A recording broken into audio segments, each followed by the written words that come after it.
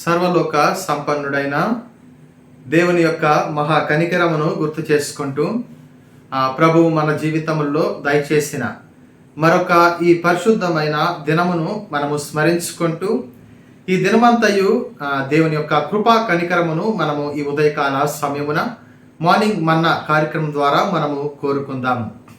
మరొక వారము నేను ఈ మార్నింగ్ మన్నాను కొనసాగించటానికి దేవుడు నాకు దయచేసిన ఈ కృపా కనికరమును బట్టి ప్రభు ఇస్తూ ఉన్న ఈ అవకాశమును బట్టి కూడా నేను ప్రభువుకు స్తుతులు చెల్లిస్తూ ఉన్నాను.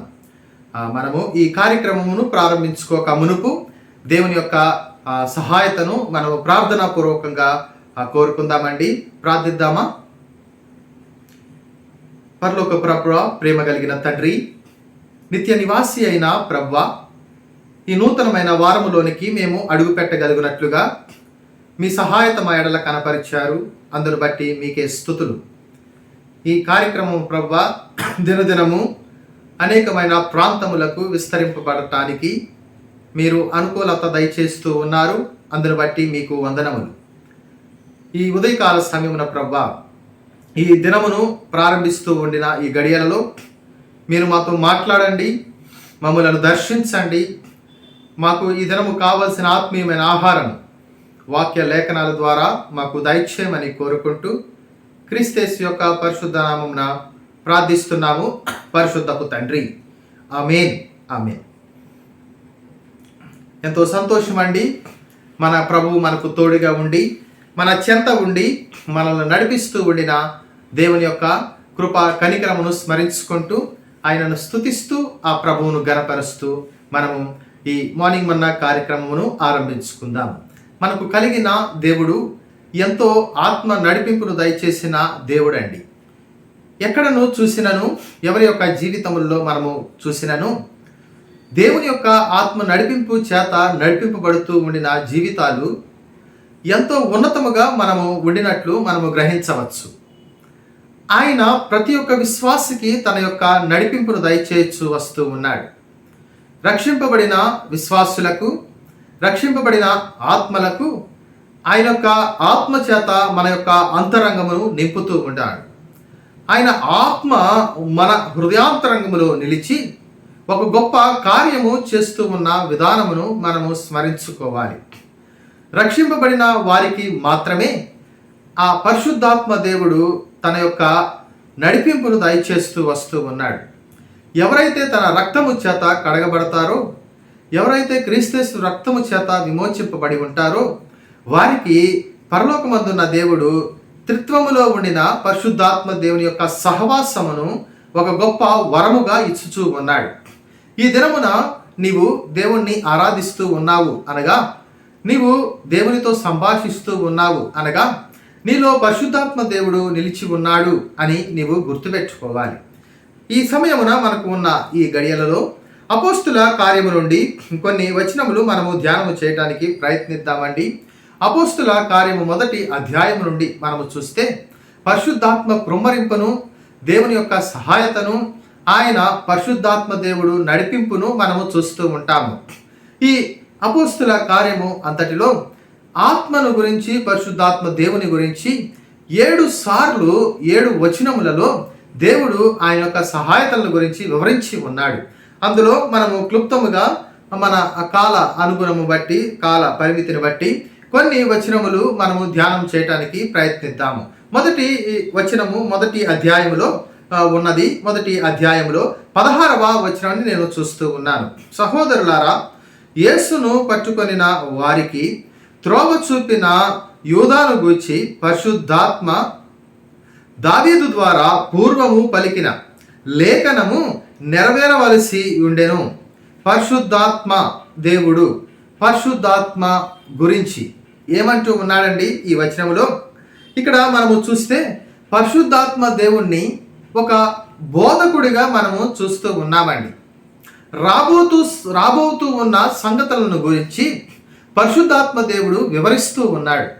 రేపటి గురించి, రేపు ఏమి జరుగుతుందో అన్న విషయమును గురించి ఆత్మ నడిపింపు మనము చూస్తూ ఉన్నాము. ఈ వచనములో మనము ఆధారము చేసుకుంటే మన దేవుడు త్రిత్వములో నిలిచిన పరిశుద్ధాత్మ దేవుడు మనకు ఒక బోధకుడు వలె ఉంటూ ఉన్నాడు. ఆ యేసుక్రీస్తు ప్రభువుకు కూడా ఒక నామము కలదు కదా, మంచి బోధకుడు అని నామము ప్రభువుకు కూడా ఉన్నది. అదే సమయమున పరిశుద్ధాత్మ దేవుడు కూడా మనకు బోధిస్తూ ఉన్నాడు అని మనము గుర్తుపెట్టుకోవాలి. ఎప్పుడైతే మనము వాక్యము చదువుతూ ఉంటామో, ఎప్పుడైతే మనము వాక్యము దినదినము ధ్యానము చేస్తూ ఉన్న సమయమున పరిశుద్ధాత్మ దేవుడు మన అంతరంగములో ఒక గొప్ప కార్యము చేయిస్తూ ఉన్నాడండి. ఆయన వాక్యము ద్వారా మనతో మాట్లాడుతూ ఉన్నాడు. ఆయన వాక్యము ద్వారా మనకు కావలసిన సహాయతను అనుగ్రహిస్తూ ఉన్నాడు. మన జీవితంలో మనం ఏమైతే చేయాలి అని ఆశిస్తూ ఉన్నామో, మన జీవితంలో మనకు కలిగిన ప్రణాళికలు ఏమై ఉన్నవో, ఎప్పుడైతే మనము ప్రార్థనా పూర్వకంగా వాక్యము మీద ఆధారపడి మనము దేవుని యొక్క కృపా కనికరము, ఆయన యొక్క ఉద్దేశమును కొరకు మనం ఎదురు చూస్తూ ఉన్న సమయమున ఆయనతో కూడా మనతో మాట్లాడాలని ఇష్టపడుతూ ఉంటాడు కదా. ఎంతసేపు మన మాటలు వినుటియే కాదు కానీ ఎక్కువ శాతము ఆయన మనతో మాట్లాడాలి అని ఇష్టపడే దేవుడు మనకు ఉన్నాడండి. ఏ విధముగా మాట్లాడతాడు, ఏ మార్గములో మాట్లాడతాడు, ఏ విధముగా మనతో సంభాషించటానికి దేవుడు సిద్ధముగా ఉన్నాడు అని వాక్య లేఖనాలతో మనము ధ్యానము చేసినట్లయితే, ఎప్పుడైతే మనం వాక్యము చదువుతూ ఉంటామో పరిశుద్ధాత్మ దేవుడు మనతో మాట్లాడుతూ ఉంటాడు. ఆయన మనకు రేపటి గురించిన ఆలోచన దయచేస్తూ ఉంటాడు. ఆయన మన ఎడల, మన కుటుంబం ఎడల, మన జీవితం ఎడల ఎటువంటి ఉద్దేశములు ఉన్నవో అది తేటగా స్పష్టముగా ఆయన వాక్యము ద్వారా మనతో మాట్లాడి మనకు బోధిస్తూ ఉండిన దేవుడు మనకు ఉన్నాడండి. అంతేకాదు కానీ ప్రార్థనా పూర్వకముగా మనము ప్రార్థించిన సమయమున కూడా ఆ పరిశుద్ధాత్మ దేవుడు మనతో మాట్లాడటానికి సిద్ధముగా ఉంటూ ఉన్నాడు. కనుక మనము ఆయనకు అవకాశము ఇచ్చే వారముగా ఉందాము. ఆయనకు మనము ప్రప్రథమముగా మొదటి స్థానము మన జీవితాల్లో ఇచ్చేవారముగా ఉండాలి అని ప్రభువు ఎంతో కాంక్షిస్తూ ఉన్నాడు. మొట్టమొదటిగా మొదటి అధ్యాయము 13వ వచనం నుండి మనము చూసిన సమయమున పరిశుద్ధాత్మ దేవుడు మనకు ఒక బోధకుడుగా ఉన్నాడు. ఈ దినమును మనము ప్రారంభిస్తూ ఉన్నామండి. ఈ దినమంతయు దేవుని యొక్క ఉద్దేశము ఏమిటో మనము తెలుసుకొని ఆ మార్గమును మనము నడిచే వారముగా ఉండాలి. అంటే దేవుని యొక్క ఆయన యొక్క స్వరము మనము వినేవారముగా ఉండాలి. పరిశుద్ధాత్మ దేవునికి మనము స్థానము ఇచ్చేవారముగా ఉండాలి. ఆయన మనతో మాట్లాడటానికి అవకాశము మనము ఇవ్వాలి. ఆయనను ఒక బోధకుడిగా మనము అంగీకరించాలి. ఆ బోధను మనము స్వీకరించి ఆయనకు మన జీవితాన్ని సమర్పించే వారముగా ఉండాలి అని దేవుడు కోరుకుంటూ ఉన్నాడు. రెండవ విషయం మనము చూద్దామండి. అపోస్తుల కార్యము 16వ అధ్యాయము 28, 29వ వచనము మనము ధ్యానము చేసిన ఎడల అక్కడ పరిశుద్ధాత్మ దేవుడు కాపు కాయు దేవునిగా మనము చూస్తూ ఉన్నాము. ఇందాక బోధకుడిగా మనము చూసాము. రెండవదిగా కాపు కాయు బోధకుడిగా మనము చూస్తూ ఉన్నాము. మనము ప్రతిదినము అనేకమైన పనులు చేస్తూ ఉంటాము కదా. అనేక మందిని మనము కలుసుకుంటూ ఉంటాము. అనేకమైన వృత్తులలో మనము జీవిస్తూ ఉంటాము. అటువంటి సమయమున ఈ లోకము బహుఘోరమైన పాపముతో నిండుకొని ఉన్న ఈ దినములలో ఆ బోధకుడు మనకు తోడుగా ఉండి మన జీవితాన్ని కాపు కాయచ్చు ఉన్నాడండి. కాపు కాయచ్చు ఉన్నాడు. ఇక్కడ కూడా మనము చూస్తే పరిశుద్ధాత్మ దేవుడు మనకు తోడుగా ఉన్నాడు. అలాగుననే మనము జాగ్రత్త పడునట్లు ఆయన మనకు క్షేమమును దయచేయచ్చు ఉన్నాడు. ఆయన మనకు స్నేహితుడుగా ఉన్నాడు. ఆయన మనకు సహాయం చేయు ఒక మంచి ప్రయోజకుడుగా మనము చూస్తూ ఉన్నాము. ఆయన మనము పడిపోకుండా, త్రొట్టిల్లకుండా, జారిపోకుండా, మనం ఎక్కడను ఆయన మార్గమును విడిచిపెట్టకుండా, దూరం అయిపోకుండా ఆయన ఆత్మ ద్వారా, ఆయన శక్తి ద్వారా మనకు తోడుగా నిలుస్తూ ఉన్న దేవుడు కాగడండి. ఒక బోధకుడు మాత్రమే కాదు, ఆ బోధలో ఒక కాపుదలను కూడా మనము గ్రహిస్తూ ఉన్నాము. ఆయన కాచి కాపాడుతూ ఉన్న బోధకుడు, అది పరిశుద్ధాత్మ దేవునిగా మనము గ్రహించాలి. అటువంటి బోధకుడు మనము కలిగి ఉన్నందుకు మనం ఎంతో ధన్యులము. అటువంటి కాపుదల దేవుని దగ్గర నుంచి మనము పొందుకున్నందుకు మనం ఎంతో శ్రేష్ఠులము అని మనము గుర్తుపెట్టుకోవాలండి. మూడవదిగా మనము చూసిన సమయమున 16వ అధ్యాయము 6వ వచనం మనము చూద్దాము. ఈ వచనములో నిరోధించు బోధకుడిగా మనకు పరిశుద్ధాత్మ దేవుడు కనిపిస్తూ ఉన్నాడు. ఇందాక కాపుదల దయచేయు బోధకుడు, ఇప్పుడు నిరోధించు బోధకుడు. ఎక్కడ నుండి? పాపము నుండి మనల్ని నిరోధిస్తూ ఉన్నాడండి. దోషముల్లో నుండి మనల్ని నిరోధిస్తూ ఉన్నాడు. ఆటంకముల్లో నుండి మనల్ని నిరోధిస్తూ ఉన్నాడు. పడిపోయే పరిస్థితుల్లో నుండి మనలను పరిశుద్ధాత్మ దేవుడు నిరోధిస్తూ ఉన్నాడు. మనము జారిపోవుట ఆ దేవునికి ఎంత మాత్రము ఇష్టము లేదు. మనము పడిపోవుట ప్రభువుకు దేవునికి ఎంత మాత్రము ఇష్టము లేదు. అందు నిమిత్తమై ఎక్కడనూ మనము పాపములో పడిపోకుండా ఆయన మనలను నిరోధిస్తూ ఆయన యొక్క బోధలో మనలను స్థిరపరచుకోవటానికి దేవుడు సిద్ధముగా ఉన్నాడండి. ఈ దినమంతయు మనము గడుపుతూ ఉన్న ఈ సమయమున నా ప్రియమైన సహోదర సహోదరి, నీతో నిలిచిన బోధకుడు నీతో ఉన్నాడు. నీ హృదయములో నిలిచిన బోధకుడు నీతో ఉన్నాడు. ఆ బోధకుడు కాపుకాయు బోధకుడు. ఆయనే పరిశుద్ధాత్మ దేవుడు.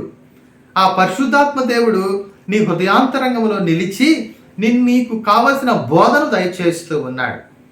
ఎటువంటిది ఆ బోధ? కాపుదల దయచేయగలిగినటువంటి బోధ, నీతో మాట్లాడే సంభాషించే బోధ, నీకు సహాయం చేసే బోధకుడు, నిన్ను సంతృప్తిపరిచే బోధకుడు మనకు ఉన్నాడు అని మనము గుర్తుపెట్టుకుందాం. అంతేకాదు కానీ ఆయన కాపుదల మాత్రమే ఇచ్చి మనల్ని విడిచిపెట్టట్లేదు, కానీ మన కాలు, మన జీవితము, మన ప్రవర్తన, మన నడవడిక పాపములో పడిపోకుండా ఉండగలుగునట్లు ఆయన అక్కడి నుండి మనల్ని నిరోధిస్తూ మన మార్గమును ఆయన వైపు త్రిప్పుతూ ఉండి ఒక నమ్మకమైన జీవితం మనము కలిగి ఉండగలుగునట్లుగా ఆ దేవుడు మనకు సహాయము చేయటానికి తన యొక్క ఆత్మ చేత ప్రతి ఒక్క విశ్వాసిని నింపి ఉన్నాడు. అందుకని ఆయన వైపు చూద్దాము. ఆయన మనతో ఉన్నాడు, మనలో ఉన్నాడు అన్న గ్రహింపుతో మనము ఈ దినమును ముందుకు కొనసాగించుకుందామండి. దేవుడు అలాగునే పరిశుద్ధాత్మ దేవుడు మీతో ఈ దినమంతయు సదాకాలము నిత్యము తోడుగా నిల్చునుగాక. ఆమేన్. ప్రార్థిద్దామండి. మహాగణుడా పరిశుద్ధాత్మ ప్రభువా, మీకే స్తుతులు. మీరు మాతో ఉన్నారు ప్రభువా, మీరు మాలో ఉన్నారు. ఆత్మ స్వరూపి అయిన దేవా, మీరు మా చెంత నిలిచి ఉన్నారు, మాతో సహవాసములో ఉన్నారు. మాకు మీరు బోధకుడిగా ఉన్నారు. మాకు ప్రభువా మీరు పాపములో పడిపోకుండా మీరు నిరోధిస్తూ ఉన్నారు. మీ బోధ చేత మాకు కాపుదల భద్రత ఇస్తూ ఉన్నారు. అందును బట్టి మీకే స్తుతులు చెల్లిస్తూ ఉన్నాము ప్రభువా. అయా దేవా, మార్నింగ్ మన్నా వీక్షిస్తూ ఉండిన ప్రతి ఆత్మను మీ ప్రత్యేకమైన కృపా కనికరములోనికి ఎత్తి పట్టుకోండి. ఈ దినమంతయు ప్రభువా, ఏ పని ఎవరు చేసినను, ఏ స్థితిగతిలో వారు నిలిచినను వారికి మీరు అధికారిగా ఉండండి, వారికి మీరు బోధకుడిగా ఉండండి ప్రభువా. వారి చెంత మీరు నిలవండి ప్రభువా. మా ద్వారా మీరు మహిమ, ఘనత, ప్రభావం పొందుకోమని కోరుకుంటూ క్రీస్తు నామమున ప్రార్థిస్తున్నాము పరిశుద్ధపు తండ్రి. ఆమేన్. ఆమేన్. వందనాలు.